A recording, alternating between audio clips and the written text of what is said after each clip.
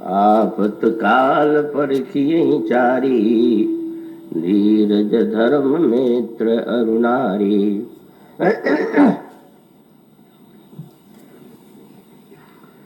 भगवत कथा रसिक महानुभाव, भक्तिमती देवियों,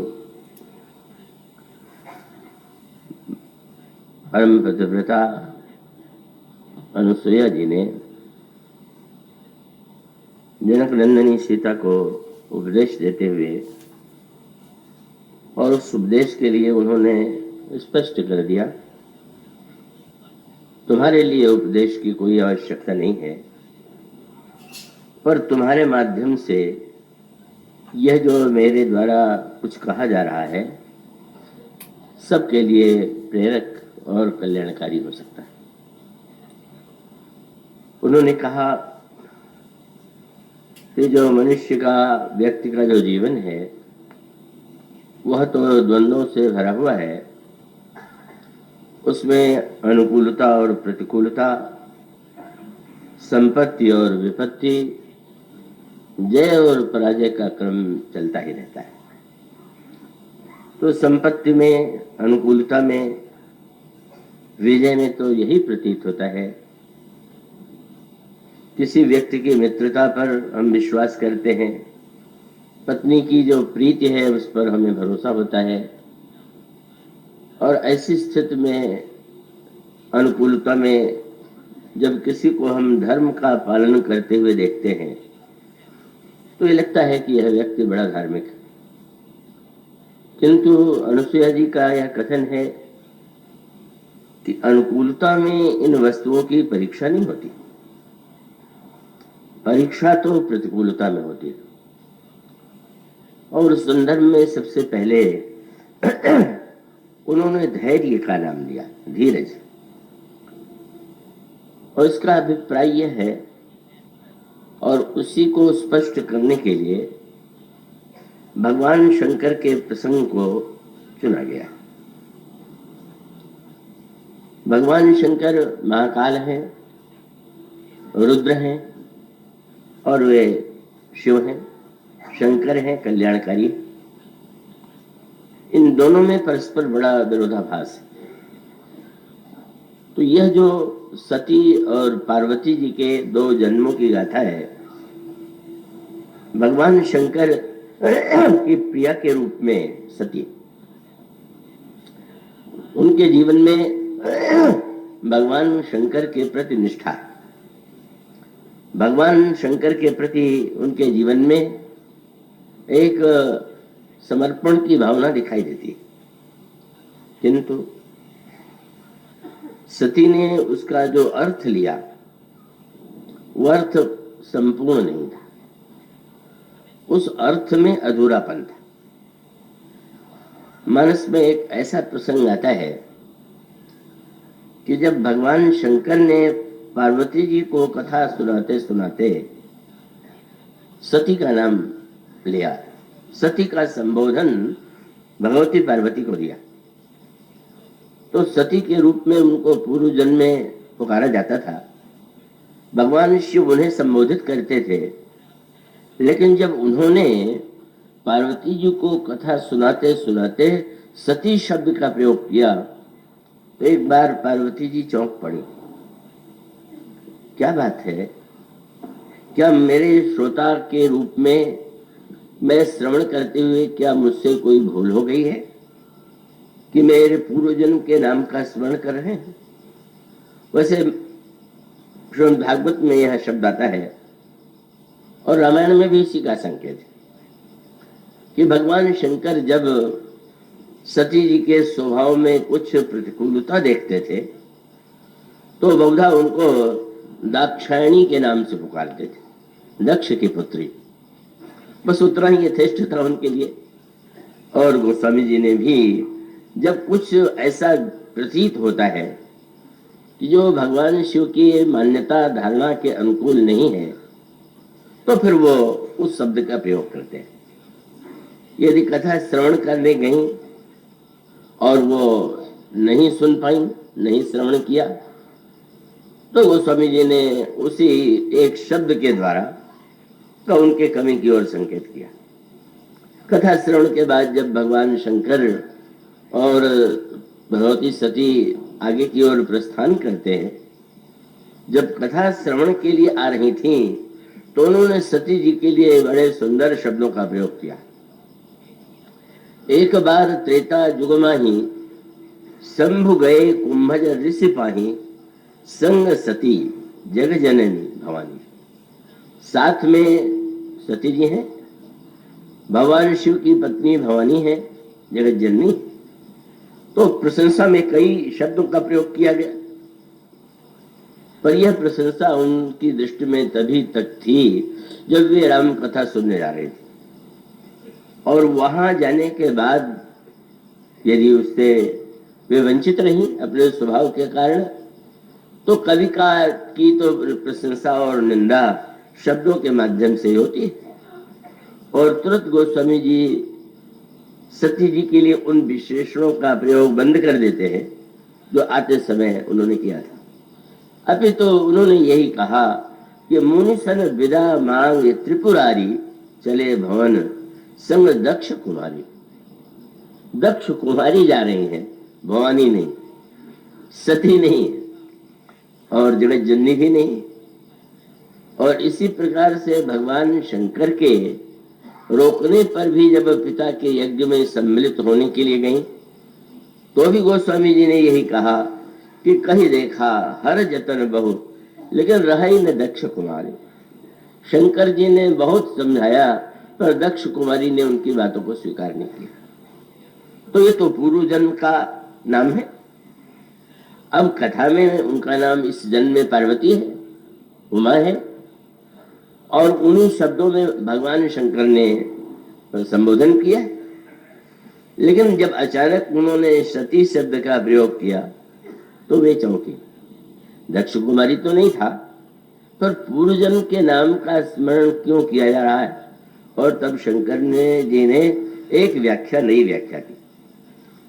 जहां तक पातिव्रत धर्म की व्याख्या है, उसकी मान्यता, उसका वर्णन इसी रूप में किया गया है कि मन वचन कर्म से जिसका पति के प्रति समर्पण और अनुराग है, वह पतिव्रता। और उसके साथ साथ एक वाक्य यह भी कहा गया कि पत्नी के लिए तो एक ही धर्म, एक व्रत नेमा, काय वचन मन पतिपद प्रेमा। लेकिन यहाँ शंकर जी ने इस व्याख्या को स्वीकार नहीं किया। जब उन्होंने कथा श्रवण नहीं किया था, तो उन्होंने यह तर्क भी अपने हृदय में कर लिया था कि मैं तो भगवान शिव की प्रिया हूं, मुझे क्या आवश्यकता है कि मैं राम कथा सुनूं।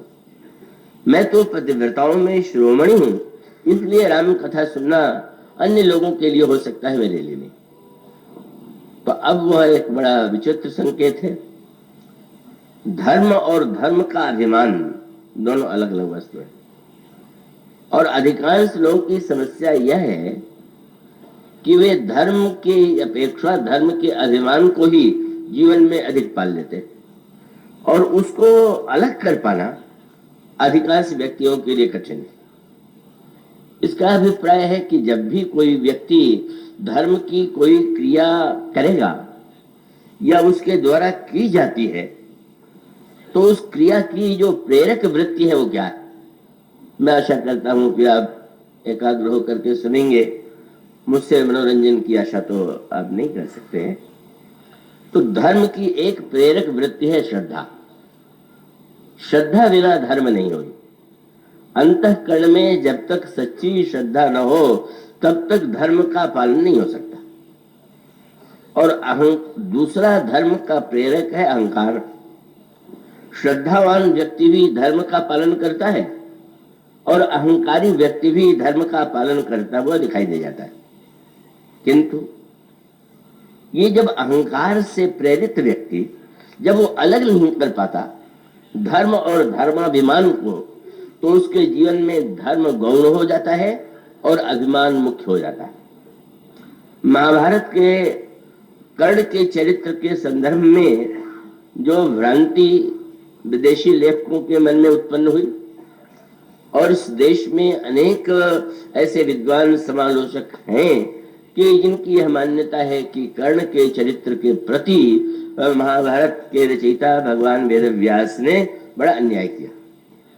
कर्ण जैसे महान चरित्र को उन्होंने तुच्छ या क्षुद्र के सिद्ध कर दिया। कर्ण के समान धर्मात्मा कौन हो सकता है? तो वैसे अगर देखें तो ये तर्क जो है सही लगता है। कर्ण का दान प्रसिद्ध है। कभी भी किसी व्यक्ति को जिसने दान देना अस्वीकार ही नहीं किया, ऐसा जिसके विषय में अनेक किंवदंतियां हैं, कथाएं हैं। अगर किसी ने ये कह दिया, कोई मुनियों की मंडली आई कि वर्षा में लकड़ियां गीली हो गई हैं और हम लोग अग्नि के द्वारा चारों तरफ बैठते हैं, तो आप लकड़ी दीजिए जो बिल्कुल सूखी हो। तो ये कहा जाता है कर्ण ने देखा कि अन्यत्र तो वर्षा के कारण सभी लकड़ियां गीली हो गई हैं, पर उसके महल के द्वार में जो चंदन के काष्ठ के बने हुए कपाट थे, सारे उसने तोड़वा करके दे दिए। इन कथाओं का मानो अभिप्राय यह है कि वो कर्ण से बढ़कर के महान दानी कोई नहीं था। और उस कथा से आप लोग भली भांति परिचित होंगे कि जब, क्योंकि कर्ण का जन्म कवच और कुंडल को लेकर हुआ था और उसके लिए निश्चित यह वरदान था कि कवच और कुंडल के रहते हुए कर्ण का वध कोई नहीं कर सकता। और तब अर्जुन, जिनके अंश से अर्जुन का जन्म हुआ है, वह जो इंद्र हैं, उनको ऐसा लगा कि ये भविष्य में हमारे पुत्र इंद्र अर्जुन का युद्ध कर्ण से होगा और कवच और कुंडल के रहते हुए वह पराजित नहीं हो सकता। तो उन्होंने यही सोचा, अपने पुत्र के प्रति ममत्व से प्रेरित होकर के, कि मैं इसका उपाय यही निकालूंगा कि कर्ण यदि महान दानी है तो मैं उससे कवच और कुंडल का दान मांगूंगा। और ऐसा निर्णय करके जब ये चले तो पुराणों में तो अनोखी कथा आती। कर्ण का जन्म सूर्य के अंश से हुआ और सूर्य को ये लगा कि ये तो महान अनर्थ होने जा रहा है। और जिस समय कर्ण नदी के किनारे संध्या के द्वारा संध्या हो रही थी, उसी समय भगवान सूर्य ने कहा कि तुम मत भूलो, थोड़ी देर के बाद इंद्र ब्राह्मण का वेश बना करके तुमसे दान देने आवेंगे और तुमसे कवच और कुंडल मांगेंगे, तुम नहीं देना। पर कर्ण ने कहा कि ना, असंभव, मैंने व्रत लिया है कि अगर मुझसे कोई मांगेगा तो उसको मैं अवश्य दूंगा। और यही हुआ। जब इंद्र ने ब्राह्मण के वेश में उनसे कवच और कुंडल की याचना की तो उन्होंने तत्काल का उसको अंग से अलग करके, क्योंकि वो तो अंग से जुड़ा हुआ था, दे दिया। तो ये कथाएं सिद्ध करती हैं कि उसमें कितनी बड़ी वीरता थी, कितनी धीरता थी और कितना वह व्यक्ति का दान और सत्कर्म उसके जीवन में दिखाई देता है। और उसकी तुलना में ऐसा प्रतीत होता है कि शायद पांडवों की ओर इतना धर्मनिष्ठ कोई नहीं है। यहाँ तक कि धर्मराज युधिष्ठिर के चरित्र में भी वे बातें नहीं है जो कर्ण के चरित्र में। और एक नहीं, ऐसे अनेक अनेक प्रसंग आते हैं। किंतु भगवान वेद व्यास ने कर्ण को नीचा दिखा दिया और अर्जुन को श्रेष्ठ सिद्ध किया का वो जो कहा जाता है वो समझ में आने वाली बात है। हम वस्तु के क्रियात्मक पक्ष को महत्व देते हैं, का उसकी प्रेरक वृत्ति को महत्व नहीं देते। इसका अभिप्राय कि अगर किसी के द्वारा जब बहुत ही ऊंचा कार्य किया जा रहा है तो हम कहेंगे कि बड़ा श्रेष्ठ व्यक्ति है। इसकी आवश्यकता व्यक्ति को नहीं लगती कि इसके द्वारा जो श्रेष्ठतम कार्य हो रहे हैं उसके मूल में प्रेरक क्या है। और तब सत्य तो यह है कि कर्ण के चरित्र की जो महानता है उसके अंतरंग में आप अगर बैठेंगे तो उसके अनेक सूत्र हैं। रामायण और महाभारत से ये ताना बाना एक दूसरे से जुड़ा हुआ है, क्योंकि रामायण काल में भी सूर्य के अंश से सुग्रीव का जन्म हुआ है और इंद्र के अंश से बाली का जन्म हुआ है। द्वापर युग में इंद्र के अंश से अर्जुन का जन्म हुआ है और सूर्य के अंश से जन्म हुआ है सुग्रीव का। और दोनों ही प्रसंगों में दोनों सगे भाई। कर्ण और अर्जुन भी कुंती के गर्भ से जन्म होने के नाते सगे भाई हैं, और इसी प्रकार से सुग्रीव और वाली भी, और दोनों में एक संघर्ष भी दिखाई देता है। मैं आशा करता हूं कि आप पूरी एकाग्रता से इसे सुनेंगे, किंतु दोनों युगों में एक अंतर यह दिखाई देता है कि त्रेता युग में भगवान राम ने सुग्रीव का पक्ष लेकर के वाली का वध स्वयं किया, और जब द्वापर युग में ठीक उल्टा हुआ। कौनों ने सूर्य के अंश से जन्म लेने वाले कर्ण का अर्जुन के द्वारा वध कराया, और इंद्र के अंश से जन्म लेने वाले अर्जुन की रक्षा किया। तो ये दोनों युगों में जो भिन्नता है, कब जो साधारण गणित करने वाले हैं वो तो कह देते हैं कि भगवान ने हिसाब किताब बराबर कर दिया, एक जन्म में एक का पक्ष ले लिया, दूसरे जन्म में दूसरे का ले लिया, कौन सा गणित हुआ? उसका एक ही सूत्र है। और उस सूत्र को आप इस दृष्टि से विचार कीजिए कि सूर्य ज्ञान है, ज्ञान में, और ये जो इंद्र है, ये मानो जो सर्वश्रेष्ठ धर्मात्मा होता है, 100 अश्वमेध करता है, वो इंद्र पद प्राप्त करता है। तो धर्म और ज्ञान दोनों सगे भाई होने चाहिए, और होते हुए दिखाई भी देते हैं। पर भगवान ने यदि महत्व त्रेता युग में सुग्रीव को दिया और वाली के विरुद्ध उन्हें अस्त्र उठाना पड़ा, और द्वापर युग में इससे भिन्नता है, तो उसका एकमात्र कारण यह है, और वह सूत्र यह है कि ज्ञान के साथ और चाहे धर्म के साथ जहां अभिमान मिल गया, और यह बड़ी जटिल समस्या है, ज्ञान हो और ज्ञानी होने का अभिमान न हो, धर्म का पालन करे और धर्मात्मा होने का अभिमान न हो, ये तो बहुत ही असंभव जैसा है, विरले व्यक्तियों के जीवन में ही दिखाई देता है। इसीलिए जब बाली ने प्रहार करने के बाद भगवान राम ने बाण का प्रहार किया और बाली गिरा, तो उसने उलाहना देते हुए पूछा कि यह बताइए कि मैं बैरी सुग्रीव प्यारा, कारण कौन नाथ हो हमारा? ये क्या बात है? हम दोनों सगे भाई हैं, और ईश्वर के रूप में आपको सम होना चाहिए, पर आपको सुग्रीव प्रिय लग गया और मुझे आपने शत्रु के रूप में मारा, क्यों मारा? और आप भगवान राम के उत्तर पर अगर ध्यान दें तो उत्तर वो केवल एक युग के लिए नहीं, सर्वत्र के लिए। भगवान राम बाली से जो शब्द कहते हैं कि ज्ञान का फल होना चाहिए अभिमान का भाव, भगवान राम ने तो लक्ष्मण जी से ज्ञान की व्याख्या ही यह करके किया कि ज्ञान यहाँ है, इसकी एक ही कसौटी है, केवल ज्ञान मान जह एक होना। जहां सच्चा ज्ञान है वह अभिमान का लेश नहीं हो सकता, और अभिमान है तो ज्ञान सही नहीं। तो भगवान ने बाली से ये कहा कि सत्य तो यह है कि मूढ़ तो ही अतिशय अभिमाना, मम भुज बल आश्रित ही जानी, मारा चाहसी अधम अभिमानी।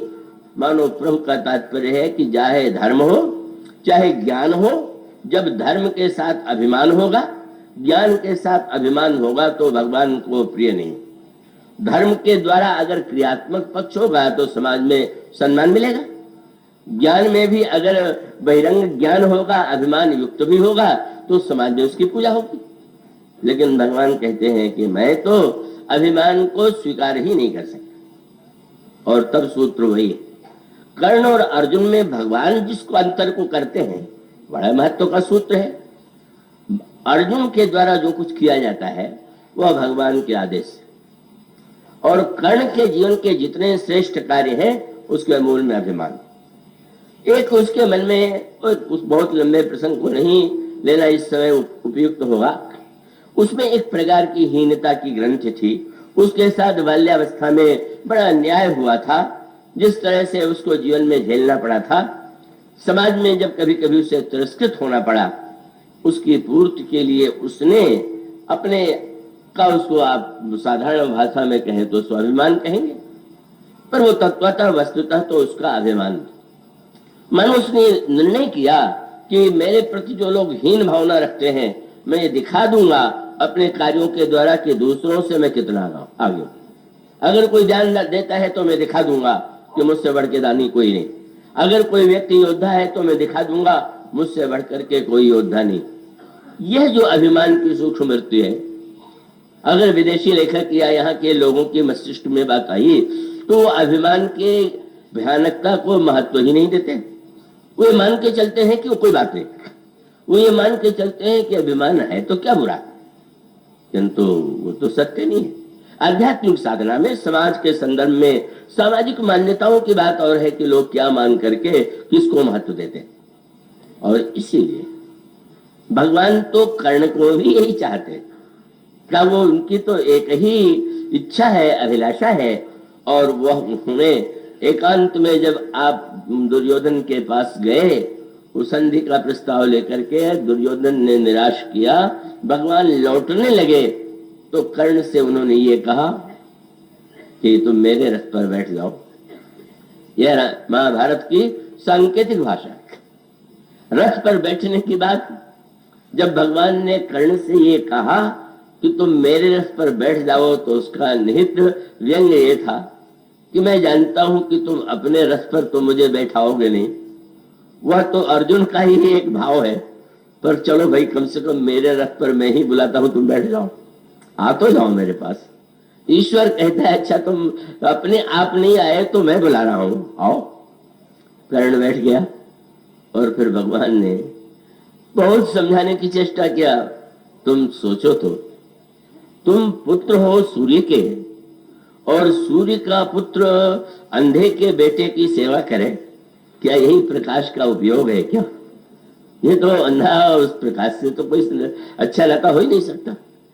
कर्ण ने यही कहा कि आप सब ठीक कहते होंगे, पर मैं दुर्योधन का साथ नहीं छोड़ सकता, नहीं तो लोग ये कहेंगे कि उसने भय से या लोभ से साथ छोड़ दिया।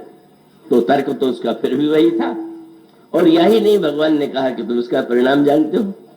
उसने यही कहा कि परिणाम जो भी हो मैं दुर्योधन का साथ नहीं छोड़ूंगा। तो ये बातें स्वाभाविक अर्थों में लोगों को बड़ी महत्वपूर्ण जान पड़ती है, किंतु भगवान के संदेश को अस्वीकार करके अभिमान की भाषा कोई महत्व देना, वो तो भगवान तो समझ लेते हैं, चेष्टा करते हैं। और कथा तो यहाँ तक आती है, उसका अभिमान, उसके अभिमान की प्रबलता का दर्शन तब हुआ जब भीष्म पितामह को कौरवों की सेना का बना दिया गया सेनापति, और दुर्योधन ने पितामह से पूछा दोनों सेनाओं में जो महारथी हैं उनकी गणना आप करें।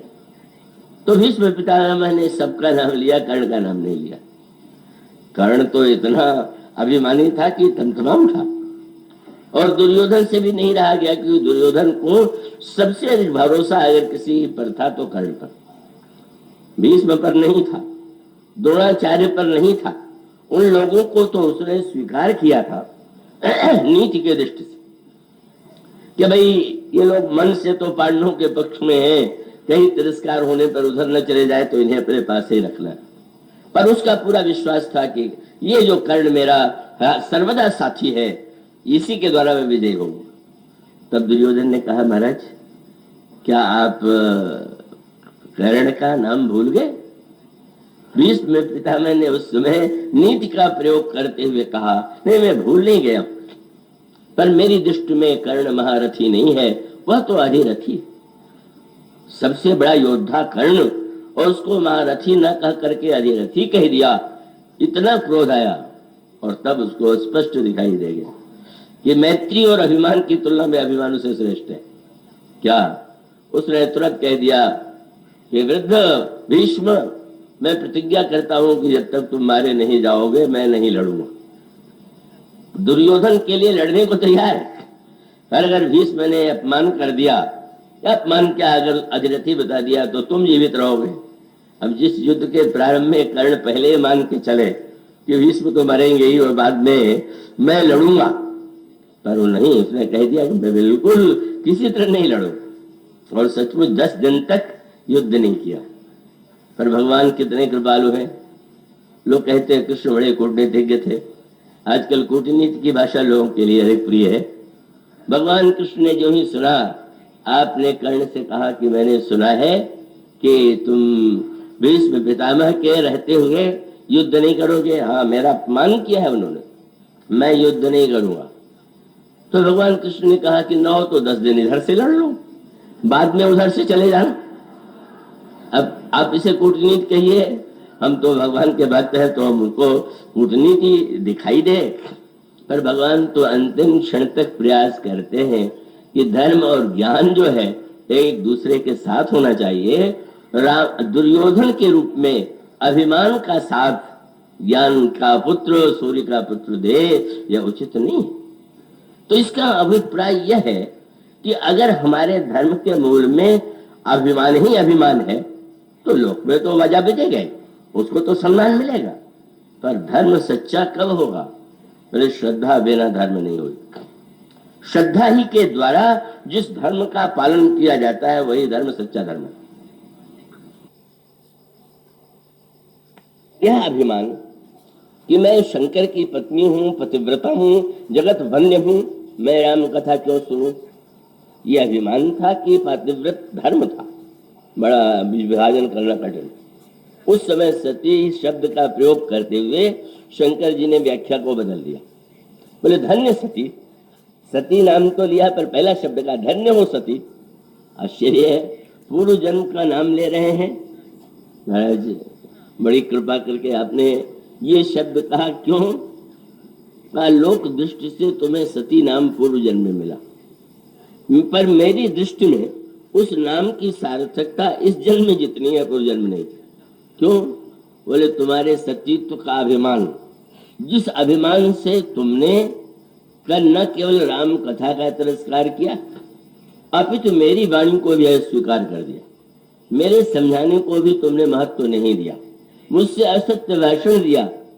अब लोक दृष्टि से भले ही तुम्हें वह संज्ञा दी गई हो और किसी भी स्त्री की प्रशंसा में उसके लिए सती शब्द का प्रयोग करते, पर भगवान शंकर कहते धन्य सती पावन मति तोड़ी। मति नहीं, एक शब्द जोड़ देते हैं पावन मति। बुद्धि होना और बात, और पवित्र बुद्धि होना और बात। लोग बुद्धिमत्ता को महत्व देते हैं, पर आध्यात्मिक धारणा यह है बुद्धि महत्वपूर्ण तब है जब उसमें पवित्रता हो। बुद्धि में चतुराई हो सकती है, मलिनता हो सकती है, जैसे नदी की एक धारा, वर्षा में उसमें अथाह जल दिखाई दे तो जल की मात्रा चाहे जितनी हो पर वो उसमें गंदगी भरी हुई। और एक नदी है कि जिसमें कम जल है पर जल पूरा स्वच्छ है। महत्व किसका है? जो विशाल मल से गंदगी से भरी हुई नदी है उसका है, कि महत्व उस नदी का है कि जिसका जल निर्मल हो चुका है। तो मति में तो मनुष्य के जीवन के ऐसे संस्कार हो सकते हैं कि वो मति का जो प्रवाह है उसमें गंदगी भरी, पर पावन मति। और व्याख्या क्या करते? जानती हो मैं तुम्हें सती क्यों मानता हूं? क्यों? बोले रघुपति चरण प्रीत नहीं थोड़ी।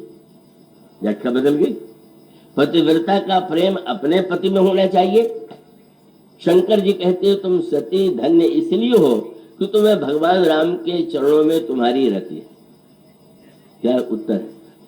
लगता है भगवान शंकर का तात्पर्य है कि शरीर से ही पातिव्रत धर्म का पालन वो लोगों की दृष्टि से हो सकता है, लेकिन पति और पत्नी का मन यदि एकाकार नहीं है, दोनों के विचार यदि एकाकार नहीं है, तो बहिरंग दृष्टि से कितना भी यह दिखाई दे कि इनकी निष्ठा प्रबल है और उसका संकेत है। बोले सती तुम समझ गई होगी कि मेरा जो मन है वो सर्वदा श्री राम के चरण की रति में डूबा हुआ, तो मेरा तुम्हारा साथ तो तभी रहेगा जब वही तुम्हारा मन हो। हम दोनों के मन का मिलन तो वहां होगा। लोग कहेंगे कि तुमने राम पति प्रेम में राम की कथा भी नहीं सुनी, राम का तिरस्कार भी कर दिया, राम को महत्व ही नहीं दिया। ये मेरी दृष्टि में सती शब्द का सही सदुपयोग नहीं। और यह जो सूक्ष्म भेद है, सती शब्द पातिव्रत का प्रतीक होते हुए, महिमा में और वंदनीय होते हुए, सती की वृत्ति कहीं अन्यत्र गई ऐसा कुछ नहीं, पर वो मन से या विचार से भगवान शंकर से साथ में रहते हुए दूर है। इसलिए उनका जो धर्म है उसमें दक्ष का अभिमान उनको संस्कार के रूप में, उत्तराधिकार के रूप में मिला हुआ है। क्योंकि दक्ष जो है बड़ा अधिकार दक्ष जब पावा, अति अभिमान हृदय तब आवा।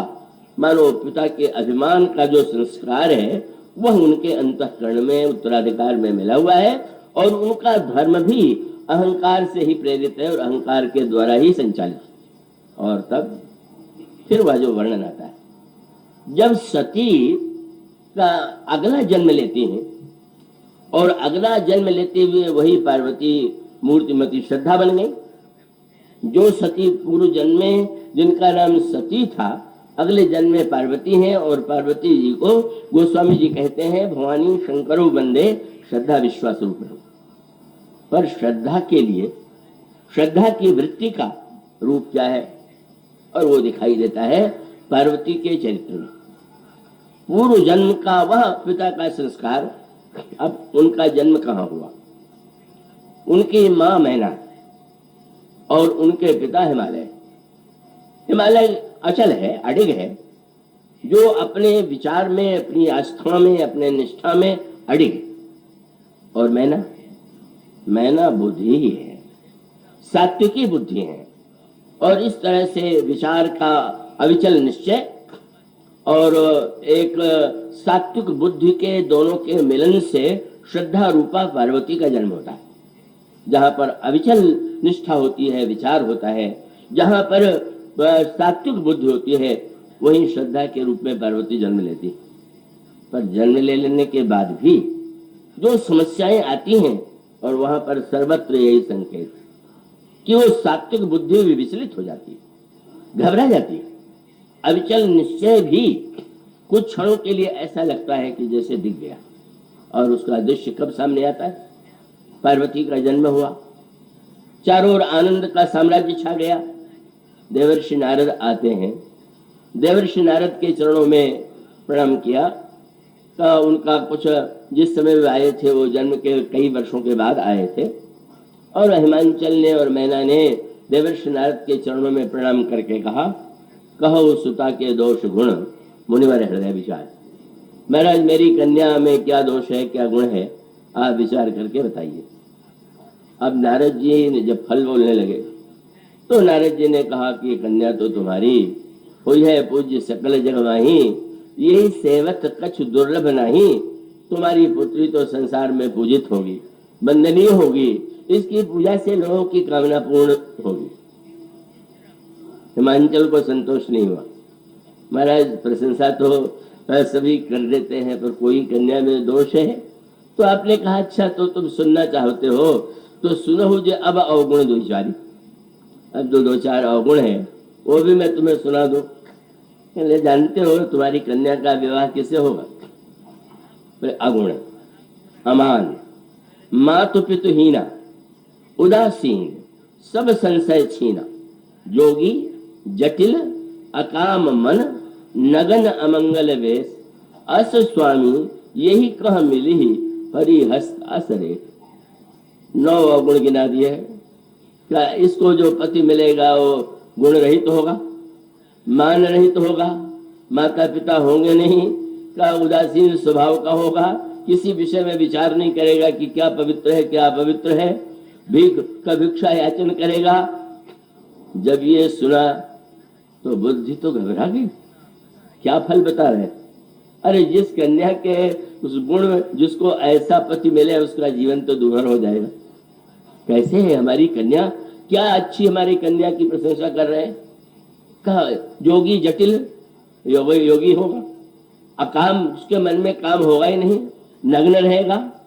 अब कोई भी पिता या माँ ये सुने कि उसकी कन्या को ऐसा वर मिलेगा तो उसको दुखी और भयभीत हो जाना स्वाभाविक है।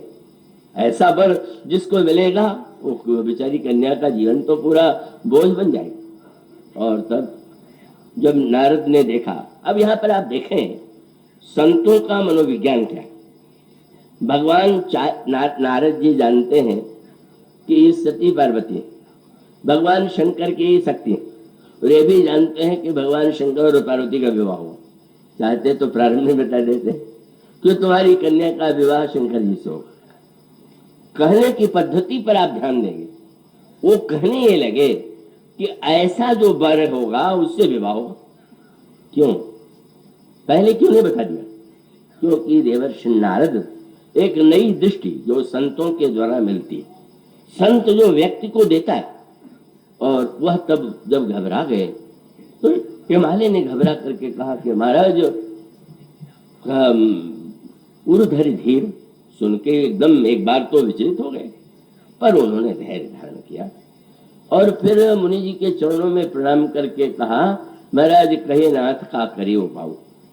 अब ऐसा वर मिलेगा अगर इसकी हस्तरेखा में ऐसी रेखा है तो कोई उपाय है? अब नारद जी ने और एक निराश कर दिया। बोले देव यक्ष गंधर्व नर किन्नर राजकुमारी, उन्होंने यही कहा कि वस्तुतः कहा मुनीश हिमवंत सुन जो विधि लिखा लेला। उन्होंने कहा हिमालय तुम स्पष्ट सुन लो कि जो ब्रह्मा ने मस्तक में लिख दिया है, देव दनुज नर नाग मुनि को मेट निहार। अपना भी नाम ले लिया, हम इससे न कर लेंगे महाराज, आप ही मिटा दीजिए। बोले जो प्रारब्ध में लिखा हुआ है देवता मनुष्य मुनि कोई नहीं मिटा सकता। फिर अशुभ को सुन करके अगर व्यक्ति यह मान ले कि फल बदल नहीं सकता तो फिर कुछ नहीं करना चाहिए, फिर कुछ भी करने की अपेक्षा नहीं है। पर ये वस्तुतः सही दृष्टिकोण नहीं, और उसी दृष्टिकोण को नारद जी क्रम से मैना के सामने, सात्विक बुद्धि के सामने, विचार के सामने रखते हैं। उनका तात्पर्य यह है, और ये हमारे पुराणों में या सर्वत्र प्रारब्ध की जो प्रबलता है उसका वर्णन बार बार किया गया है। उसका संदर्भ भगवान शंकर भी स्वयं अपने चरित्र में, वह प्रसंग आपने पढ़ा होगा जहां पर सती उनके समझाने पर भी जब उनकी बात नहीं समझ पाती हैं तो शंकर जी सोचने लगे, मोरे वो कहे न संशय जाहि, मेरे कहने पर भी संदेह नहीं दूर हो रहा है तो विधि विपरीत भला ही नहीं। तो ब्रह्मा प्रतिकूल है, इनका भला नहीं होने वाला।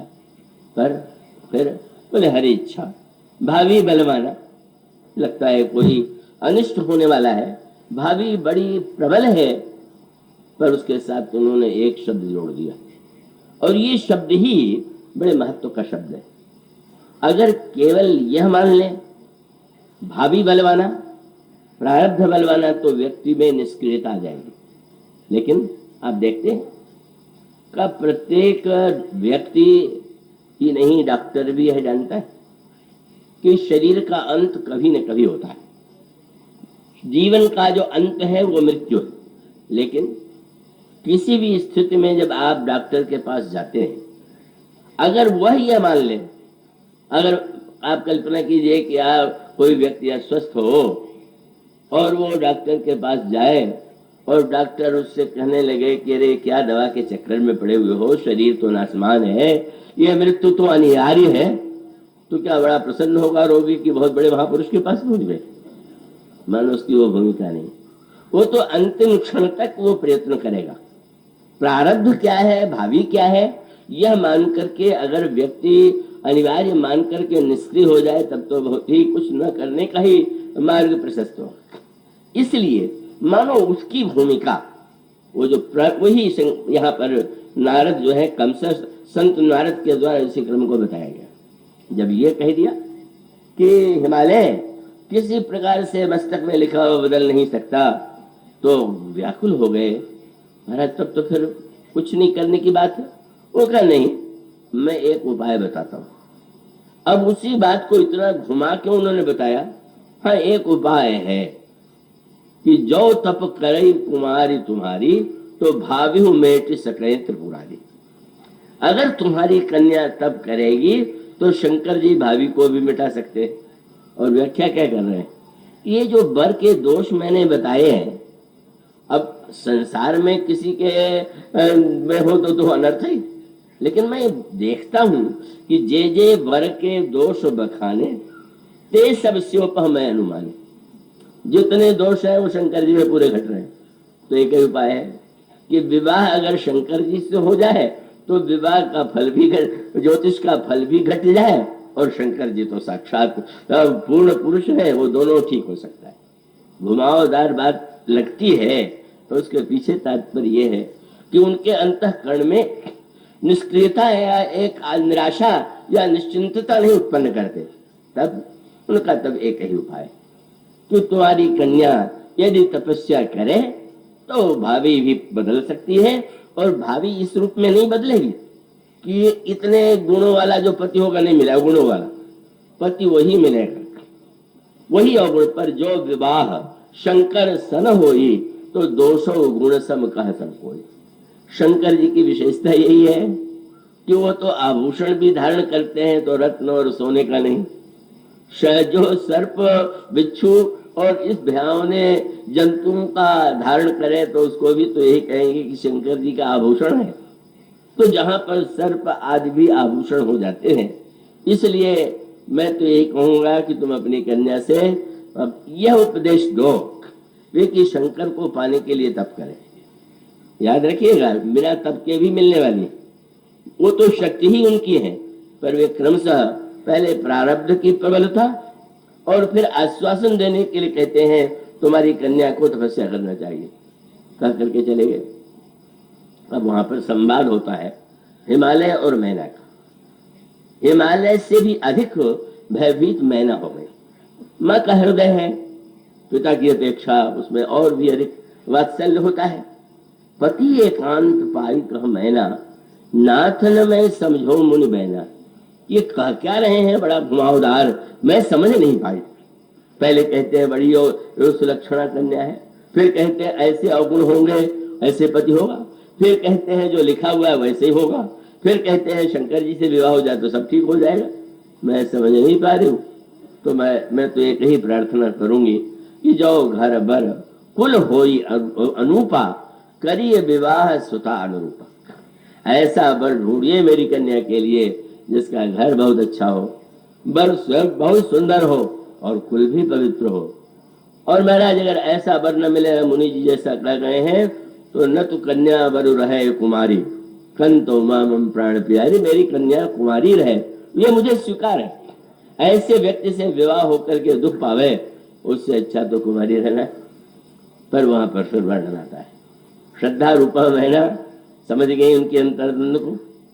और तब पार्वती जी ने मैना से ये कहा कि माँ, दूसरे दिन उन्होंने कहा आज मैंने स्वप्न देखा है कि एक विद्वान तपस्वी कोई ब्राह्मण आया और उसने कहा कि तुम शंकर को पति रूप में पाने के लिए तपस्या करो, आप आदेश दीजिए। मानो मैना ने सुनाया, हिमालय से कहा कि इन्होंने स्वप्न देखा है और दोनों व्याकुल होते हुए, अच्छा तुम नारद जी भी कह गए स्वप्न में यही है तो तुम तपस्या करो। और फिर कौरधारी उमा प्राणपति चरणा, जाय विपिन लागी तप करना। अति सुकुमार न तन तप जोगु, पति हित हेतु तजऊ सब भोगु।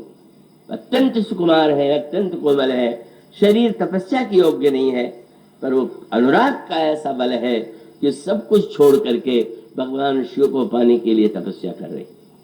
मानो श्रद्धा के साथ जो तपस्या की भावना है, जो संत की वाणी की प्रति श्रद्धा की अनुभूति है, उसको लेकर के वे साधन में संलग्न होती हैं। पर वह कुछ इतने में ही समाप्त नहीं हुआ। काम के द्वारा भगवान शंकर को का उनके हृदय को क्षुब्ध करने की चेष्टा, भगवान शिव के द्वारा काम को जला दिया जाना, भगवान राम का प्रकट होकर के शंकर जी को स्वयं आदेश देना कि उन्हें पार्वती से विवाह करना चाहिए। इन सब के बाद फिर देवता जाकर के शंकर जी की स्तुति करते हैं कि महाराज कृपा करो, हम सब के मन में बड़ी इच्छा है कि हम आप लोगों का विवाह देखें। भगवान शंकर ने स्वीकार कर लिया, पर वो विवाह कितनी कठिनाइयों से भरा सिद्ध हुआ, क्योंकि बारात जब सजने लगी तो उसमें ब्रह्मा भी, इंद्र भी और भगवान शंकर भी। और उस मिले जुले बारात को देख करके भगवान विष्णु ने तुरंत कहा कि बिलग बिलग हो ही चलो, सब मिले जुले होके मत चलो, अलग अलग होके चलो। क्यों? बोले बर अनुहार बरात न भाई, हंसी करई हो पर को जाई, जैसा दूल्हा है वैसा बारात नहीं। शंकर जी ने सुना, मुस्कुराए मन ही मन, और सुन हरि बचन परम प्रिय केरे, भृंगी प्रेरी सकल गण टेरे। सबको उन्होंने बुला लिया। अब वो सारे गण एकत्र हैं और वो बस को मुखहीन विपुल मुख काहू, बिनु ग्रहण पद को बिनु पद बाहू, विपुल नयन को नयन भीना, हृष्ट पुष्ट को अति तन खीना। ऐसा विचित्र भूत संग भूत प्रेत पिशाच, एक और देवता और एक और यह बारात। और जब यह सुना बड़ा सुंदर सोता है। भाई कल्पना तो सर्वदा सुख और आनंद की होती है, और विवाह से बढ़ करके तो कोई सुखद कल्पना ही नहीं होती। जितना आनंद जितना उत्सव विवाह के प्रसंग में होता है और किसी में नहीं। तो जो ही बड़ी कठिनाई से इतनी तपस्या के बाद इतनी इतनी समस्या के बाद कहीं जाके विवाह तय हुआ है, बारात आ रही है, और उस बारात को देखने के लिए सबसे उत्साह बच्चों के मन में। बच्चे ऐसे अवसर पर दूल्हे को चल करके गोस्वामी जी ने कहा अपने अपने वाहनों को सजा करके जब वे चले तो क्रमशः पहले देवताओं को देखा, बड़े ठाट बाट वाले, तो ही हर से सुर से निहारी, बड़े प्रसन्न हुए, वाह कितने अच्छे बाराती। भगवान विष्णु दिखाई पड़े तो कहने क्या, बोले पता लगा कि दूल्हा यही हो, पीताम्बर भी पहने हुए है पीले रंग का, कितना सुंदर मणि आभूषण है, हरि ही देख अति भय सुखाई। जब बच्चे इस दूल्हे के दूल्हा मान करके विष्णु के पास आके घेर लेते हैं तो मुस्कुरा करके उन्होंने कहा दूल्हा पीछे है, दूल्हा यहाँ आगे नहीं था, और ये दूल्हा बड़ा ही विलक्षण है, हाँ सबसे पीछे। जन्म है, जन्म ब्रह्मा देते हैं, विश्व पालन करते हैं, शिव संहार के देवता है, बोले पीछे हैं। और जो ही उन्होंने देखा, शिव समाज जब देखने लगे, बिडरी चले वाहन सब भागे। कौन उस दूल्हे, ये दूल्हा है, मैं समझने निकला, लेकिन कुछ लोग रुक गए, बोले धरी धीरज कछु रहे सयाने। थोड़े से सयाने ऐसे लोग थे कि जो धैर्य, ये नहीं कि घबराहट उनको नहीं हुआ, भय तो भय ही लगेगा, तो घबराए तो भी देख करके, लेकिन भाई धैर्य का उपयोग करते हुए नहीं, इतना विचलित नहीं हो जाना चाहिए। बालक तो जान ले करके अपने अपने सवारियों पर भाई धैर्य धीरज, बालक और सयाने जिनकी बुद्धि बालक जैसी है, शरीर से बालक नहीं है, मन से जो बालक है, और वृद्ध माने जिसकी बुद्धि परिपक्व है, उस बालक को देख करके जब वो बिल्कुल घायल व्याकुल होकर के आते हैं तो माताएं पूछती हैं क्या हुआ, कैसा है दूल्हा। बोले पागल, क्या कुछ तुम्हारे साथ दुर्व्यवहार किया। बोले व्यवहार तो नहीं किया, पर आज तक किसी दूल्हे को बैल पर बैठ के देखा है आते देख, बर बउरा बसा असवारा, और सिर्फ ब्याल कपाल विभूषण छारा, चिता की राख लगाए हुए हैं, मुंडमाला लिए हुए हैं, और कह दिया कि इस बारात को देखने के बाद जो जीवित रहेगा वही न विवाह देखेगा, जो जियत रही बारात देखत पुण्य बढ़त ही कर सही। और तब गोस्वामी जी ने कहा जननी जनक मुस्कुराए। माता पिता हंसने लगे, अच्छा शंकर जी वर्णन सुना था उन्होंने, इसलिए बच्चों को समझाने लगे। पर दूसरों को समझाना सरल है, भाषण देना सरल। माताओं ने यही कहा कि अरे कोई बात नहीं, तुम लोग मत डरो, शंकर जी हैं, वो तो कल्याणकारी हैं। लेकिन कहना सरल था। सच में जब दूल्हा सामने आके खड़ा हो गया तो सारी बुद्धि दूर चली गई। यही विषय क्यों, जब दूल्हा आ गया उस वेश में, मैना शुभ आरती सवारी, संग सुमंगल गाँव नारी, सोने के थाल में दीपक है, आरती है, स्त्रियां मंगल गीत गा रही हैं, और जो आकर के चलो भाई दूल्हे का नाम, बोले शंकर। वाह, नाम बड़ा सुंदर है, शंकर का अर्थ है कल्याणकारी। पर जब पहुंची तो लगने लगा ये शंकर है कि रुद्र है। विकट वेश रुद्र ही जब देख, शंकर समझ के आई और आ गया रुद्र सामने। और जब रुद्र दिखाई पड़ा, अरे घबरा गई। वो जो स्त्रियों ने बच्चों को बार बार समझाया था मत घबराओ, स्वयं भयभीत होकर के भागी भौन बैठी चित्रासा। कभी जब हमारे सामने रुद्र आता है तो बड़ा से बड़ा बुद्धिमान व्यक्ति भी विचलित हो जाता है, भयभीत हो जाता है। और वो तो इतनी बुद्धि, सात्विक बुद्धि थी, पर इतनी विचलित हो गई कि विलाप करते हुए गोद में मैना को बैठा लेती हैं और बैठा करके कहती हैं नारद पर क्रोध आया, अरे वो पाखंडी साधु, उसने मेरी कन्या से ऐसे पागल बर के विवाह के लिए तपस्या करा डाला। साचे उनके मोहन माया, उदासीन धन धाम न जाया, पर घर घालक लाजन भीरा, बांझ की जान प्रसव की पीरा। जब पार्वती जी ने देखा, वो स्वामी जी बड़ा मनोवैज्ञानिक, उन्होंने कोई बहुत ऐसी भाषा नहीं कह दिया कि मैं कौन हूं तुम नहीं जानती हो, शंकर जी कौन है वो नहीं जानती हो। उन्होंने माँ की गोद में बैठ करके कहा कि माँ तुम शोक छोड़ दो। क्यों? उन्होंने कह दिया कि मैं पर्वत से कूद जाऊंगी, समुद्र में डूब जाऊंगी कन्या को लेकर के, अग्नि में जल जाऊंगी, पर जीवित विवाह न होगा। पुत्री के रूप में उन्होंने कहा कि देखिए, अस विचार सोच ही जो मति माता जनी माता, जो न लिखा है जो सो न टरे, जो लिखो विधाता। जो ब्रह्मा ने भाग्य में लिख दिया है वो तो मिटता नहीं, आप सुन ही चुकी हैं। और आप अन्यत्र भी विवाह कर देंगी तो दुख सुख जो लिखा लिलार हमारे, जाब जह पाऊ बताही। अब वो मानो आश्वासन देती हैं कि जो प्रारब्ध है उसको इस तरह से विलाप करने की अब आवश्यकता नहीं, शांत हो जाइए। लेकिन और स्त्रियां विलाप करने लगी। क्यों? बोले मेरी कन्या कितनी बुद्धिमती, कितनी सहिष्णु है, ऐसे पागल से विवाह। नारद पर क्रोध है, दुर्भाग्य पर विलाप कर रही हैं। पर शिव तो शिव है, रुद्र भी शिव है, और इसीलिए देवताओं ने कहा महाराज चलिए वापस, घोषणा हो गई विवाह नहीं होगा। पर भगवान शिव ने कहा नहीं, हम तो जनवासे में रुके रहेंगे, क्योंकि मेरे बिना तो काम चलेगा नहीं। देखो कितने देर ये स्थिति रहती।